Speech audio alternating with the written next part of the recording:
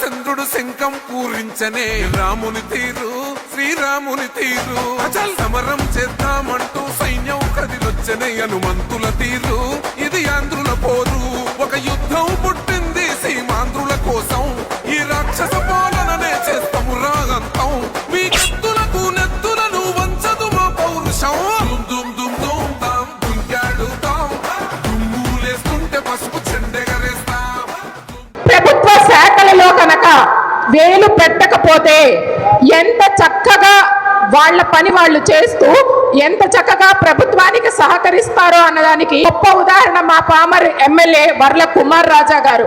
Police శాఖ ఎంత సమర్థవంతంగా పనిచేస్తుందో చెప్పడానికి ఇది ఒక పెద్ద ఉదాహరణ. గత ప్రభుత్వం ఏ విధంగా ఈ రాష్ట్రాన్ని నాశనం చేసింది, కూటమి ప్రభుత్వం వచ్చిన తర్వాత పామరు మండలంలో వర్ల కుమార్ రాజా గారి కృషితోటి అన్నా క్యాంటీన్ కానివ్వండి, బస్ స్టాండ్ కానివ్వండి, ఫైర్ స్టేషన్ కానివ్వండి, ఎమ్మకూరులో హాస్పిటల్ కానివ్వండి, R&B రోడ్లు కానివ్వండి, సుమారుగా 100 కోట్ల పైచులుక ఒక్క పామరు మండలానికి తీసుకురాగలిగిన ఎమ్మెల్యే ఇప్పటి వరకు ఇంతవరకు చాలా మంది ఎమ్మెల్యేలు చూసా.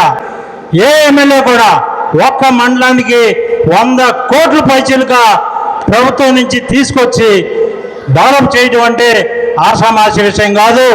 దాని వెనక ఆయన పడిన శ్రమ కృషి ఎంత ఉందో ప్రజలందరూ కూడా గుర్తుపెట్టుకోవాలి. నాకు విభేదాలు ఉండవు, వర్గాలు ఉండవు, ఒకటే మాట ఒకటే బాట, పామరు ప్రగతి బాట అని కూడా మీ అందరికీ తెలియజేస్తున్నా. పామరుని పూర్తి స్థాయిలో అభివృద్ధి చేస్తూ ప్రగతి పదవులు ముందుకు తీసుకెళ్తామని కూడా చెప్తున్నా. 3 పార్టీల బాధ్యత నాదే అని కూడా తెలియజేస్తున్నా. కలిసి రండి, కూటమిని గౌరవంగా ముందుకు తీసుకెళ్దాం, వాళ్ళ సమస్యలు పరిష్కరించే విధంగా నేను కృషి చేస్తున్నా. 4 గోళ్ల మధ్య కూర్చొని కామెంట్ చేయటం కానీ కమిటెడ్ టు ద కోర్ ఇష్టానుసారంగా ఉంటా అంటే కూటమి పాలసీ ఒప్పుకోదు.